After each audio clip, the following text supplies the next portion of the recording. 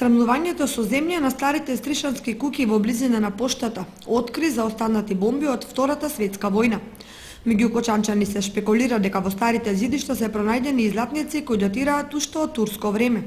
Ако вистината за бомбата е обелоденета, златниците се уште се е под превезот на мистериозноста и трајноста, бидејќи никој официјално не потврдува дека се пријавени или пак видени.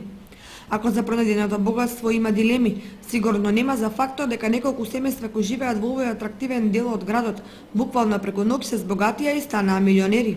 Можеби не во кеш парични средства, но сигурно како сопственици на атрактивен стамбен и деловен простор, чија вредност доправа ќе добива на тежина.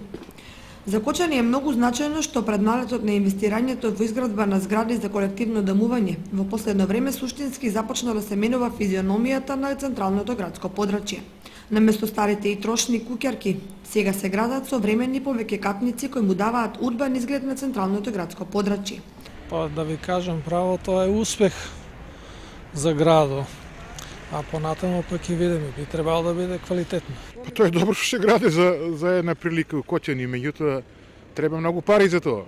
Дали чувствувате носталгија кон старите градови? Па да ти кажам право, оно се осеќа некоја носталгија, али новото се превладува. И така чувствувам, пошто јас почнав стара градба да градам. Тоа е носталгијата, вие не се сеќавате на тие времиња кога се живееше по сокаците, по Крушакско мало. За жал, тука носталгијата е многу голема. Меѓу стришанчани со доза на носталгија се зборува за исчезнувањето на старо Стришани и подигнувањето на нова урбана наслада која ќе промени